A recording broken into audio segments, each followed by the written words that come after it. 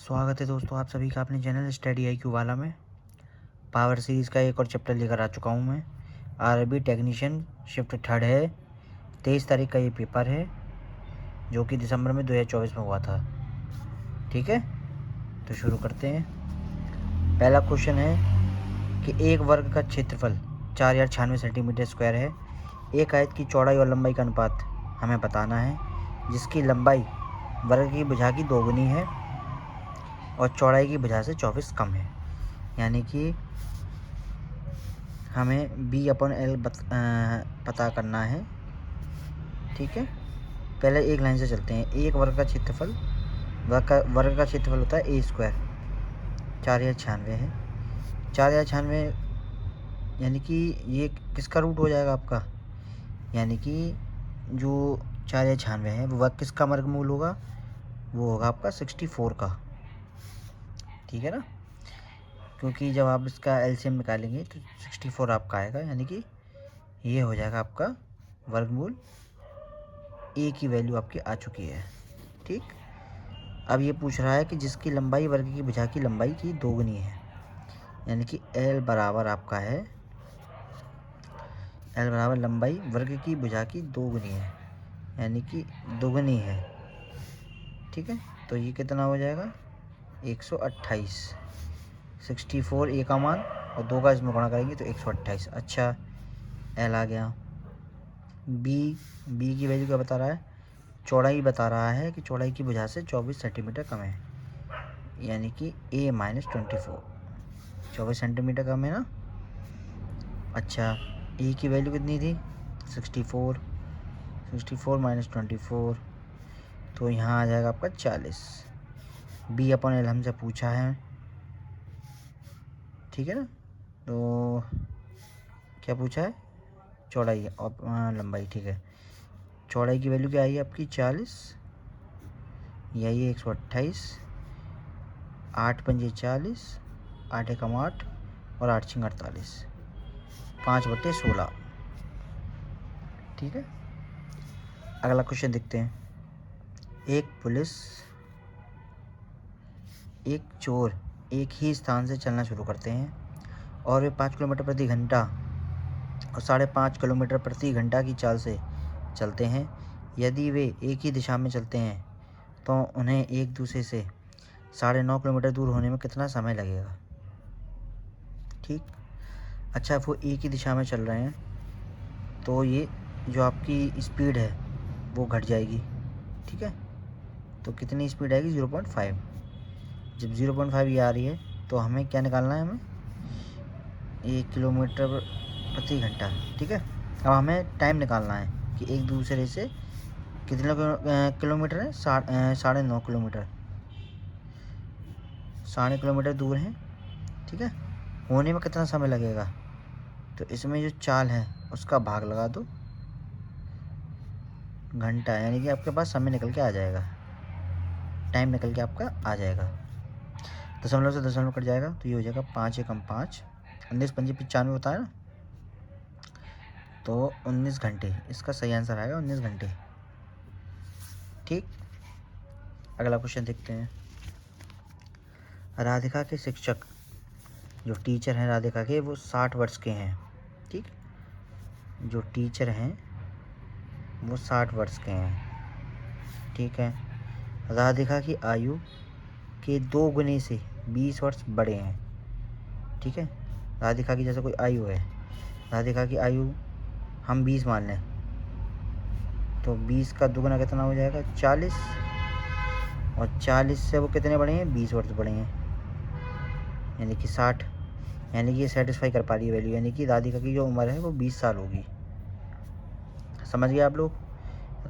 Teacher की जो उम्र थी वो थी 60 साल, और उसने एक लाइन में ये कहा है कि वह राधिका की आयु के, जो राधिका की आयु है जो कि हमें नहीं पता, तो हम उसको मानेंगे x।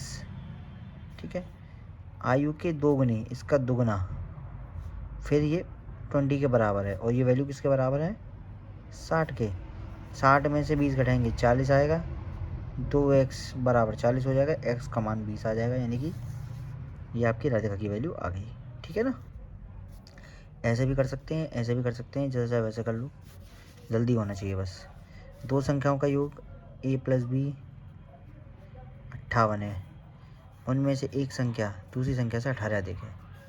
यदि एक संख्या ये है, ठीक है, दूसरी संख्या से कितनी अधिक है? 18 अधिक है। दूसरी वाली संख्या से 18 अधिक है, ठीक है, इससे 18 अधिक है ना। उनमें से एक संख्या a दूसरी संख्या से इस वाली से 18 अधिक है, तो इसमें से माइनस कर देंगे हम बराबर लाने के लिए, ठीक है। ये आपकी वैल्यू है। अच्छा, बड़ी संख्या हमें बतानी है, ठीक है, कुछ नहीं करना। b को यहाँ ले आते हैं, a को यहाँ ले आते हैं, तो ये हो जाएगा a माइनस बी, यानी 2a बराबर हो जाएगा कितना? ये हो जाएगा जोड़ रहे हैं ना, माइनस के b, ये 18 8 8 16, ठीक है, अस्सी लगा 1 5 6 और 1 7 76, यानी कि a की वैल्यू आएगी 36, ठीक है। अच्छा, a की वैल्यू 36 आ गई, तो ये मान यहाँ लगा दो। जब 18 36, b की वैल्यू कितनी आ जाएगी?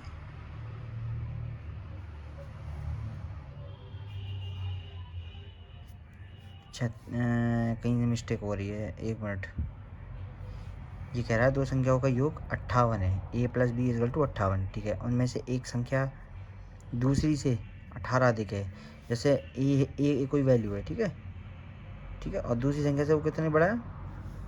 दूसरी संख्या से वो 18 अधिक है, यानी कि a की वैल्यू अगर हम एक x मान लें तो b की जो वैल्यू होगी वो होगी x प्लस 18, वो 18 अधिक है, ठीक है।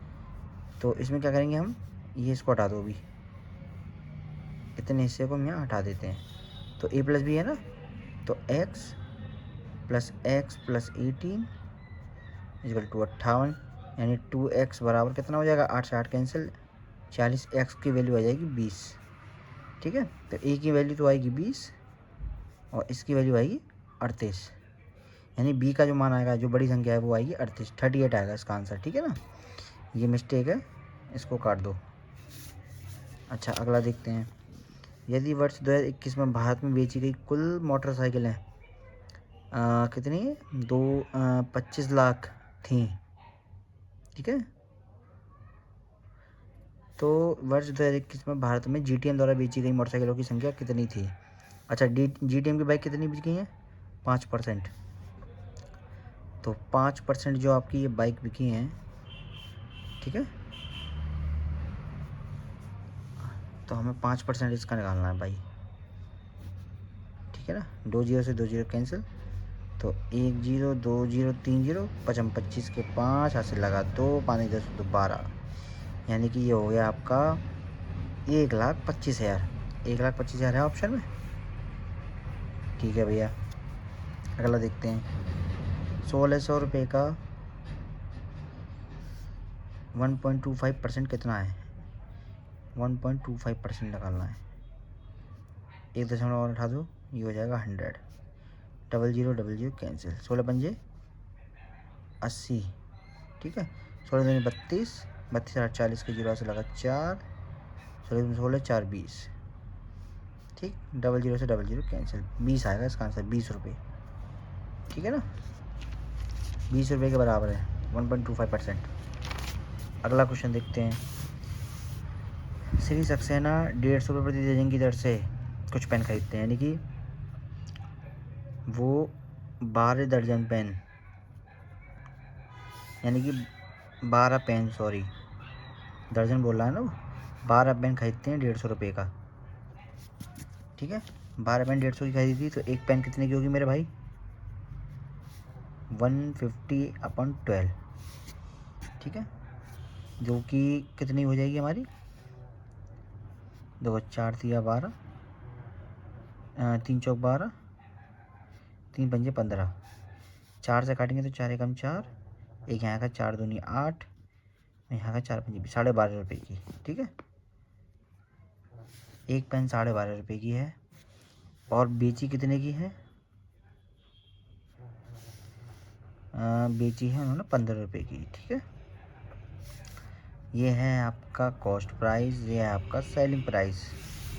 ठीक भाई, कितने का फ़ायदा हो रहा है? 2.5 रुपये का फ़ायदा हो रहा है। कितने पे हो रहा है? 12.5 रुपये पर हो रहा है। ठीक है, दशमलव से दशमलव 25 पंजे 125, 5 दूनी 10, यानी कि 20% का लाभ हो रहा है इसमें, प्रॉफिट।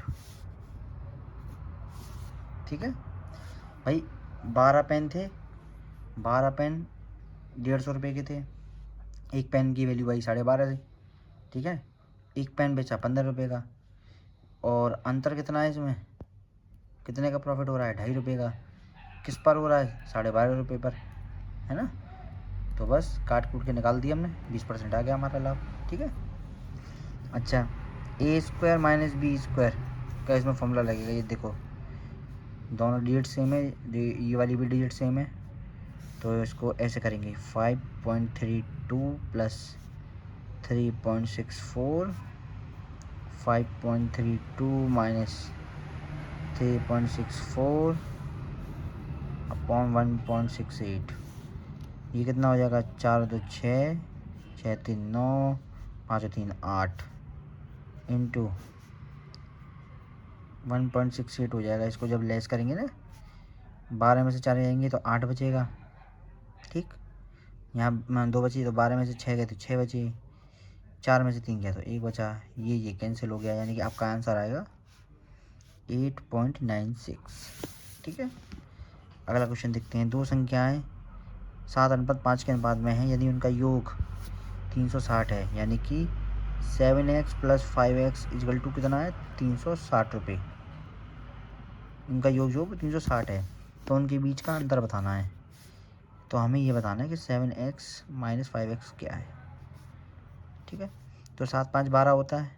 ठीक है, भाम जो है 36, यानी x की वैल्यू आ जाएगी 30, और ये इनका अंतर हो गया 2x, तो 2x की वैल्यू कितनी हो जाएगी? 60, यानी इसका आंसर आएगा 60। ठीक है भाई, 7 5 12 हो गए। 12 को भाग लगाएंगे 36 में, 12 36, तो 30 बढ़ जाएगा। x की वैल्यू 30, जब x की वैल्यू 30 आ चुकी है, तो 7x में से 5x जाएंगे तो 2x बराबर 60। क्लियर? ठीक है, 11 और 90 के बीच में कितनी संख्याएं 7 से विभाज्य हैं, मतलब 7 से जा सकती हैं? तो एक तो जाएगी 14, 7 14 7 21, 7 चौक 28, 7 5 35, 7 6 42, 7 7 49,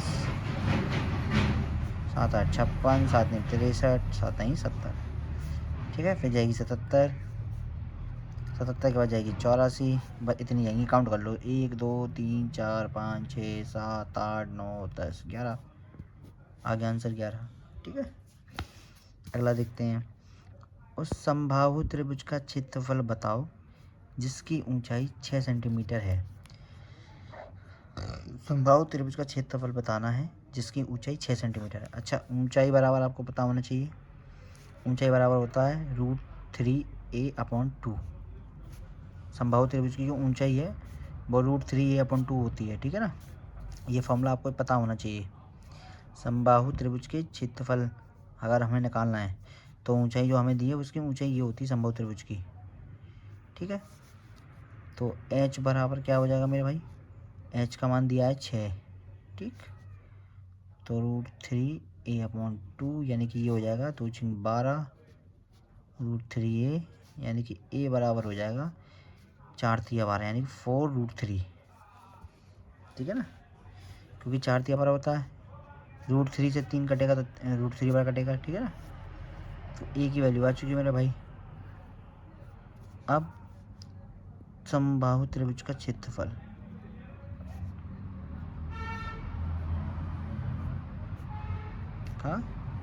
क्षेत्रफल √3/4 a², यानी कि हो जाएगा √3/4 इंटू 4√3 इंटू 4√3। ठीक है, 4 से 4 कैंसिल।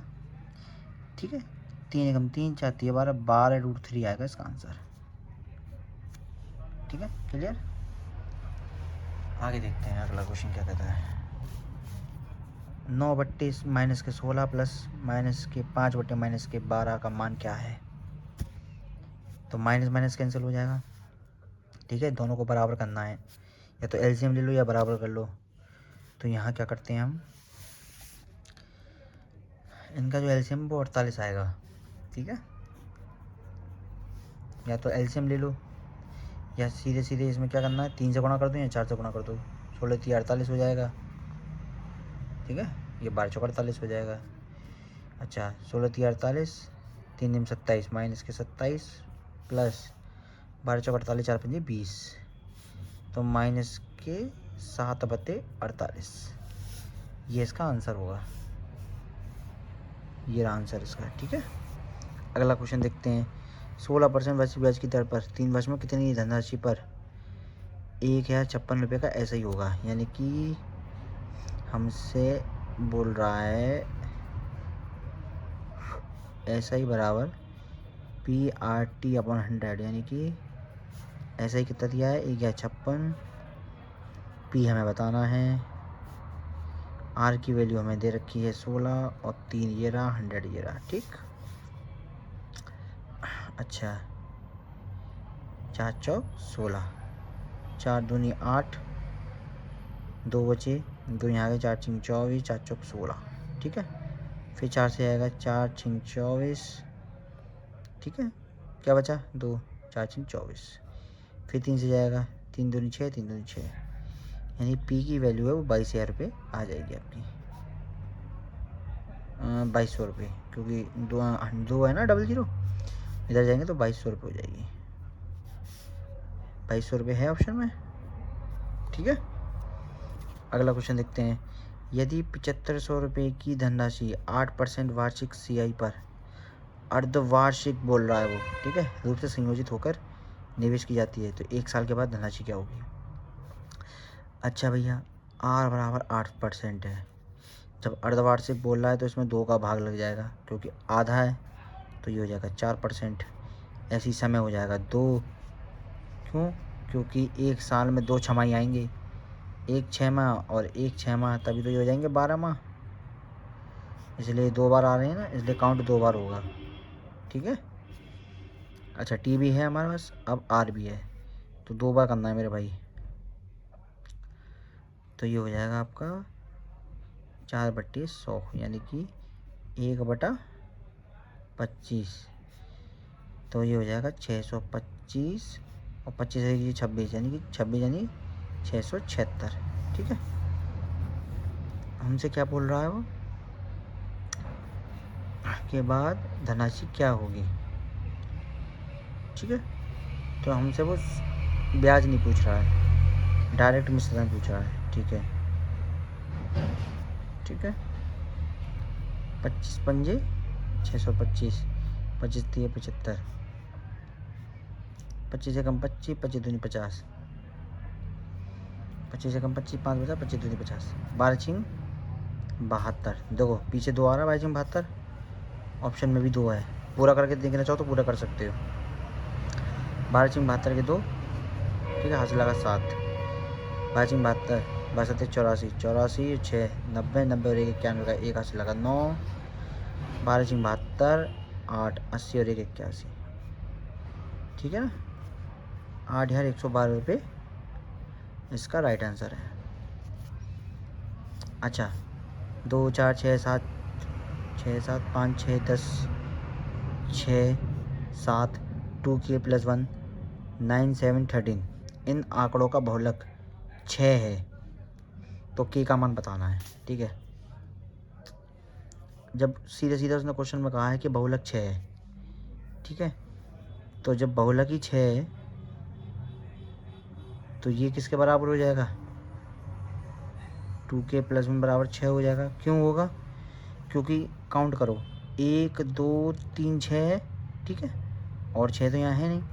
अच्छा, 2 एक बार है, यहाँ 2 है नहीं, 4 भी एक बार है मेरे भाई, 7 1 7 2 7 3 7, 3 7 बराबर है, 3 6 बराबर है। ठीक है, और आंकड़ों का बोला कि 6, यानी कि 6 इससे भी ज़्यादा बार होंगे। समझ गए ना? 7 नहीं लिया हमने, क्योंकि आंकड़ों का बोला अगर 7 होता तो हम 7 लेते।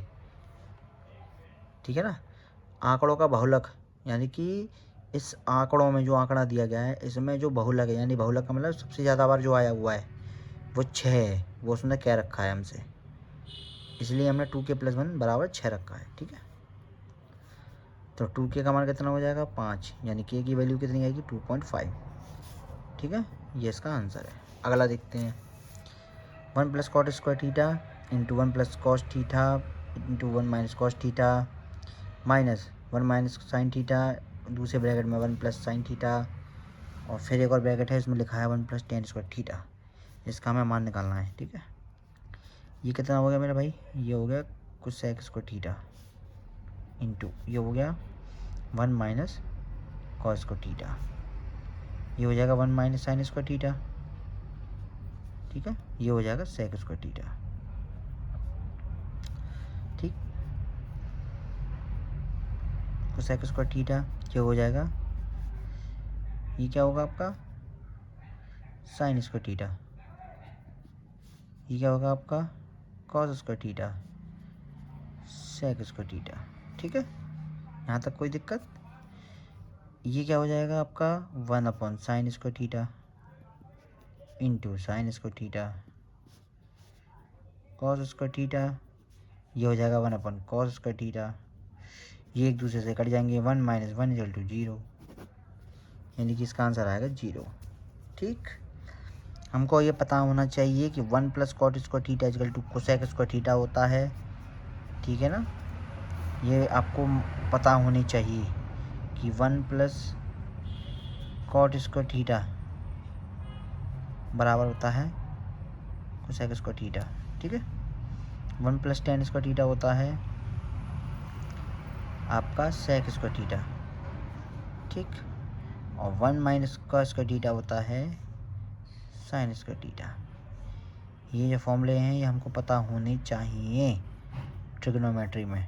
ठीक है ना, सॉरी दोस्तों, मान थोड़ा मैंने उल्टा लगा दिया था, माध्य की जगह ये वैल्यू लगेगी, तो ये हो जाएगा माध्य, हमें क्या माध्य क्या दिया है हमें 58.7, 58 आएगा इधर 58.7, और इधर आएगा 61.1। ठीक है ना, अब 2 से गुणा होगा तो 2 × 7 = 14। ठीक है,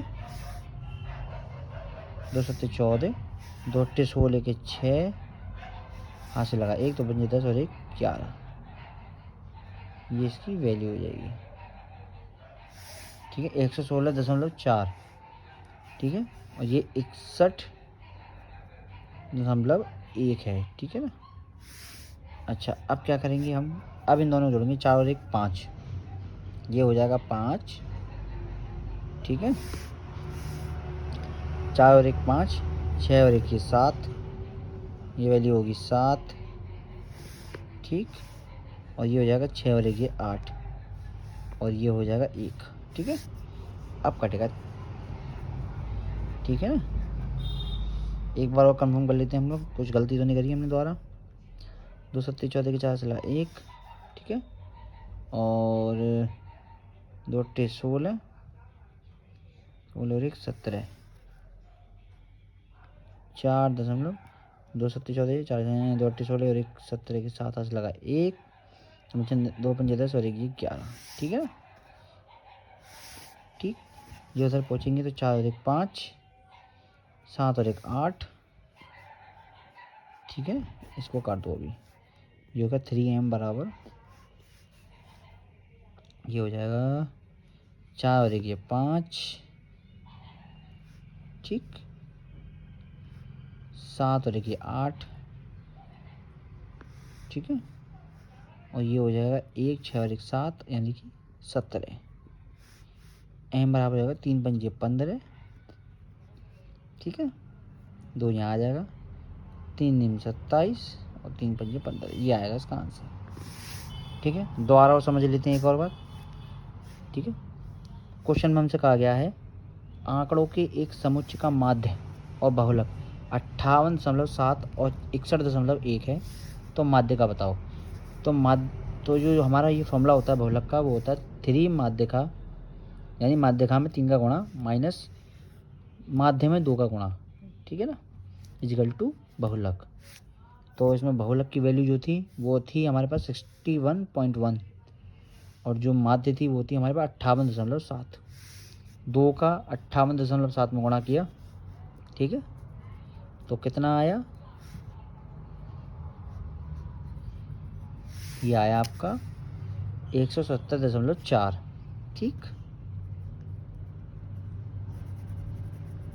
ठीक है ना। तो इसमें इसको जोड़ दिया जो कि वैल्यू आई आपकी 178.5।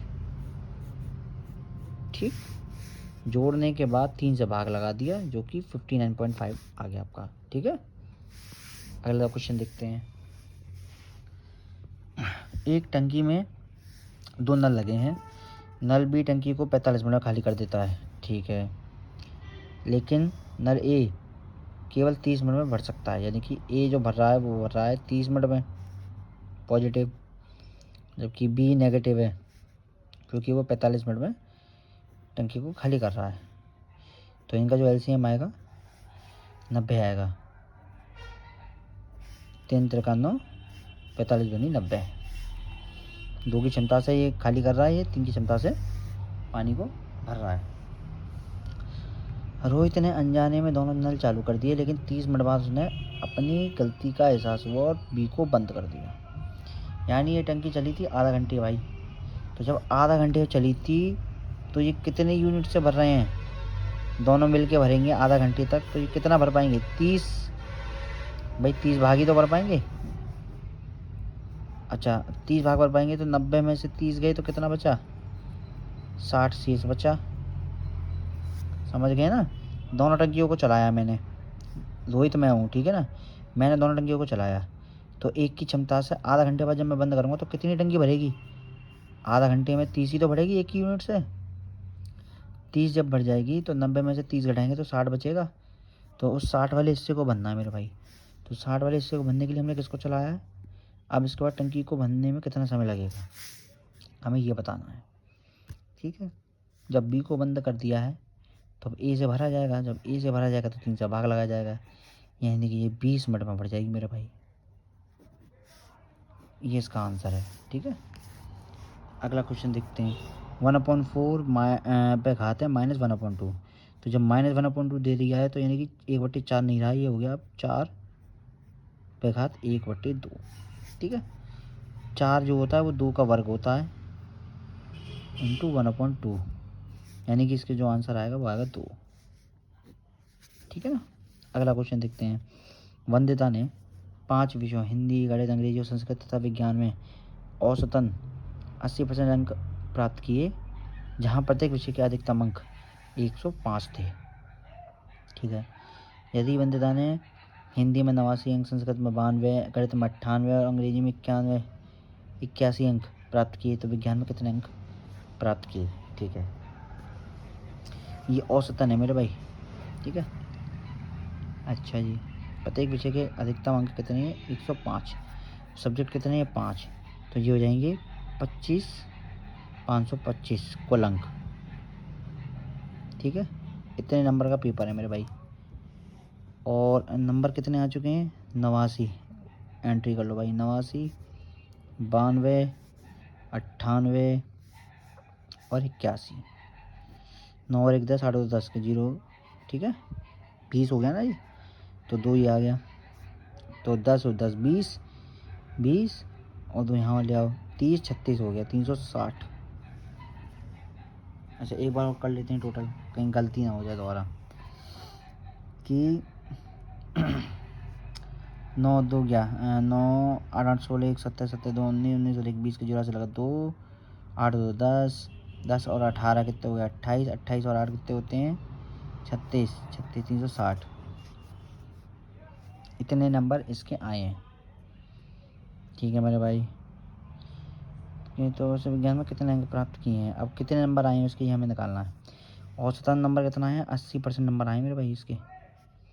तो इसका 80% कितना होगा मेरे भाई, 0 से 0 ये गया, 8 5 40, 8 2 16 4 20, 2 8 5 40 42। ठीक है, ये कट गया 420। अब 420 नंबर आए हैं इसके, ठीक है, 420 नंबर आए हैं, मतलब 420 नंबर औसत नंबर ये हैं, और 360, 360 इसमें से लेस कर दूँ तो 0 ये आ गया, 12 में से 6 के 6, यानी जो नंबर है ना इसके विज्ञान के वो 60 नंबर रह जाएंगे भाई, कि उसने विज्ञान में 60 नंबर प्राप्त करे। क्लियर? यहाँ तक कोई दिक्कत नहीं होनी चाहिए। मैं एक बार फिर बता देता हूँ दोबारा कि इसके सब्जेक्ट 5 थे, 5 सब्जेक्ट में औसतन नंबर इसके ये थे 80% अंक, ठीक है, और हर जो पेपर था वो 105 नंबर का पेपर था, ठीक है। तो 105 में 5 का गुणा किया तो टोटल नंबर निकल आया, टोटल नंबर का हमने 80% निकाला जो कि 420 निकल के आया, ठीक, इतना क्लियर है। उसके बाद यदि वंदिता ने इतने इतने नंबर जो जो 4 सब्जेक्ट में थे उनको ऐड कर लिया, ठीक है, 4 सब्जेक्टों का, उसको इसमें से लेस कर दिया 420 में से, जो आपकी मेन थी यानी कि जिसके बारे में पूछा गया था विज्ञान के बारे में, वो आपका आंसर आ गया। अगला क्वेश्चन आपसे कह रहा है कि मनीष ने एक इलेक्ट्रॉनिक गैजेट अंकित मूल्य 25% की छूट के साथ खरीदा। उसने इसे 18,600 रुपये में बेचकर 600 रुपये का लाभ प्राप्त किया। अंकित मूल्य बताओ। तो अंकित मूल्य जो देखो मार्क प्राइस, कोई चीज़ 100 रुपये में खरीदी, ठीक है, मान लो कि 100 रुपये में खरीदी, 25 रुपये की उसमें छूट दे दी, तो वो कितने की हुई सामान, 75 रुपये का हुआ, ठीक है। 75 रुपये में हमने किसी को बेच दिया। अब उस बंदे ने क्या किया, वही 75 रुपये का सामान उस पर 600 रुपये बढ़ा के बेच दिया, तभी तो 600 रुपये का फ़ायदा होगा। तो कुछ नहीं करना, 600 रुपये का जो लाभ हुआ है इसमें से घटा दो। तो जब इसमें से 600 रुपये इसमें से घटा देंगे तो ये 18,000 जो वैल्यू निकल के आएगी वो कितने रुपये के बराबर हो जाएगी, 75 रुपये के बराबर। जो सामान था, मैंने किसी को सामान, मेरा अंकित मूल्य मान लो, समझो ऐसा समझो कि 100 रुपये की कोई चीज़ थी मेरी, मैंने उसमें 25% छूट दिया, तो वो चीज़ होगी 75 रुपये की। अब वो चीज़ जब 75 रुपये की हो गई यानी कि उसकी वैल्यू कितनी होगी, 18,000 मान के चलो। अब उसमें 600 रुपये ऐड करूँगा तभी तो 600 रुपये का लाभ होगा, समझ गए ना। तो 600 रुपये उसमें से लेस कर दो 18,600 में से, तो जो 18,000 रुपये है वो किसकी वैल्यू है, 75 रुपये की तो वैल्यू है ना, तभी तो दोनों यूनिट बराबर हो जाएंगे ना, 75 यूनिट की वैल्यू हो गई ना। बस कुछ नहीं करना, 18,000 ये लिख दो, 75 का भाग लगा दो क्योंकि एक यूनिट आएगा यहाँ। अब 100 यूनिट जाननी है तो इसमें 100 का गुणा कर दो जो कि मार्क प्राइस है, ठीक है। ये मार्क प्राइस हो गया, ये आपका ये वाला है 75 की यूनिट जो सामने थी। काट लो भाई, 25 चौका 100, 25 3 75, 3 6 18, तो 24,000 रुपये आ जाएगा मेरे भाई। क्लियर? अगला क्वेश्चन आपसे क्या कह रहा है, 20 प्लस ब्रैकेट के अंदर 10 - 5 प्लस एक और ब्रैकेट के अंदर 7 - 3। बोर्ड मॉड्यूल रूल के हिसाब से, बोर्ड मॉड्यूल रूल के हिसाब से देखेंगे तो 7 में से 3 जाएगा 4 प्लस 5 - 10, ठीक है ना, 20 प्लस, अच्छा 10 में से 5 गए, 5 बचे, 5 4 9 हो गए, यानी कि इसकी वैल्यू जो आएगी वो आएगी 29। यहाँ तक क्लियर? समांतर रेखाओं का एक युग्म किसी तिर्यक छेदी रेखा द्वारा इस प्रकार प्रतिच्छेदित किया जाता है कि कोण 1 और कोण 2 एकांतर अंत्यकोणों का एक युग्म बनाते हैं। यदि m कोण 1 का जो वैल्यू है वो है 75 डिग्री है, तो इसकी वैल्यू क्या होगी, कोण 2 की, तो इसकी भी वैल्यू 75 होगी। क्यों होगी, एक लाइन है उसको हमें इसमें याद रखना पड़ेगा। थ्योरी मान लो, कुछ भी मान लो, कि जब कोई तिर्यक छेदी रेखा होती है ना, जो प्रतिच्छेदित करती है तो समांतर रेखाओं में, तो उनके जो अंत्य कोण होते हैं ना वो बराबर होते हैं, जो उनके एकांतर अंत्य कोण होंगे ना वो बराबर होंगे। तो यदि ये 75 है तो ये भी 75 होगा, ये 100 है तो ये भी 100 होगा, ये 500 है तो ये भी 500 होगा, ये 360 है तो ये भी 360 होगा। मतलब जो ये कोण होगा वो ये होगा, जो जो ये होगा ये, दोनों भैया भैया हैं, दोनों बराबर हैं, ठीक है। तो बिना पेन उठाए आंसर है ये इसका। ये थ्योरी हमें याद रखनी पड़ेगी कि जो एकांतर कोण होते हैं वो बराबर होते हैं किसके, समांतर रेखाओं में कोई तिर्यक छेदी रेखा होगी ना तो उसमें जो एकांतर कोण होंगे वो कोण बराबर होंगे, ठीक है ना। अगला क्वेश्चन आपसे कह रहा है कि पाइप ए पाइप बी 8 घंटे और 10 घंटे में किसी टंकी को भरते हैं। पाइप सी पूरी टंकी भरी हुई टंकी को 12 घंटे में खाली कर देता है। तीनों टंकियों को एक साथ चलाया जाता है, लेकिन पाइप ए को 4 घंटे बाद बंद कर देते हैं। तो जो शेष भाग बचेगा वो कितनी देर में भर जाएगा, ठीक है। तो हमने क्या किया, तीनों की वैल्यू रखी, 8 घंटा, 10 घंटा, 12 घंटा, ठीक। एलसीएम जो आएगा 120 आएगा। जो इसकी जो क्षमता निकल के आएगी ए की वो आएगी 15, बी की आएगी 12, सी की आएगी 10, ठीक है। अच्छा, अब इनके जो टोटल क्षमता निकलेगी जब मिलकर काम करेंगे ये आएगी 17, ठीक है। तो अब ये क्वेश्चन में इसने कहा है कि 4 घंटे तक उन्होंने तीनों ने मिलकर पानी भरा है। तो ये हो जाएगा 7/120 × 4, यानी कि ये हो जाएगा 17/30, ठीक है ना। तीनों ने मिलकर पानी भरा है, ठीक है। ये खाली कर रहा था, ये दोनों भर रहे थे। अब इसके बाद हमने ए बंद कर दिया। अच्छा, बचा कितना है पहले ये देखते हैं। तीनों के करने के बाद 30 एकम 30, 30 में से 10 गए 20, 20 में से 10 गए तो बचा 13/30, इतना भाग बचा है, ठीक है। अच्छा चलो भाई, इतना भाग बचा है, शेष है। अब ये भरना है हमें, अब ये भरना है। तो ये टंकी तो गई कैंसिल, अब ये टंकी नहीं बची हमारे पास, हमने बंद कर दी। तो इसका मान देखेंगे, क्षमता कितनी है 2, 10 लेस हो जाएगा, ठीक है ना। तो जब 10 लेस हो जाएगा तो बचेगा 2 टंकी 2 की क्षमता से अगर भरेंगे तो ये कितनी देर में भरेगा, 60 घंटे में, है ना। तो 13/30 भाग को भरने में कितनी देर लगाएगा ये, 60 मिनट, यानी कि टोटल 13 × 2 यानी कि 26 मिनट में भर देगा। इसका आंसर जो आएगा वो आंसर वो आएगा 26। क्लियर है। तीनों टंकियों का मान रखा, तीनों का एलसीएम ले लिया 120, क्षमता तीनों निकल के आई आपकी 15/8 120, 12 × 120, 10 और 12 का दिया 12 × 120, ठीक है। इन दोनों को जोड़ दिया, इसको लेस कर दिया क्योंकि ये पानी को निकाल रहा था, खाली कर रहा था, ठीक है। तो ये आ गया 17, ठीक है। 27 में से 10 गए 17, ठीक। और 4 घंटे तक तीनों को चलाया, तो इन्होंने जो पानी को भरा वो 17/120 × 4, 4 घंटे तक चली थी, ठीक है। 4 × 3 12, 17/30, कितना भाग भरा 17/30, कितना खाली रह गया 13/30, एक में से इसको लेस करा आ गया, ठीक है। अब इसको बंद कर दिया, इसका खेल खत्म। बी और सी बचे, इनकी क्षमता 2 आएगी, है ना। 12 में से 10 गए 2 बचेंगे, 2 बचेंगे 12, यानी 60 मिनट में भरेगा ये इतना भाग को। तो 30 दूनी 60, यानी कि 26 मिनट में ये भर जाएगी, ठीक है। अगला क्वेश्चन देखते हैं। ये कह रहा है कि 10 लीटर के एक मिश्रण में दूध और पानी का अनुपात ये है 3/2। मिश्रण में पानी की मात्रा बतानी है। टोटल कितना है 5। जब ये 5 यूनिट है, 5 यूनिट किसके बराबर 10 के, तो 1 यूनिट कितनी हो जाएगी, 1 यूनिट हो जाएगी आपकी 2। तो जब 1 यूनिट 2 है तो पानी कितनी है हमारे पास, पानी है 2 यूनिट। तो जब 2 का वैल्यू कितनी आ जाएगी 4 लीटर, हो गया काम, ठीक है। तो ये मैंने आपके सारे क्वेश्चन करवा दिए हैं टेक्नीशियन का, ये फेज़ भी पूरा करवा दिया है, ठीक है। अगला पेपर और आएगा, ऐसे ही प्रैक्टिस करते रहें आप लोग। बहुत बहुत धन्यवाद।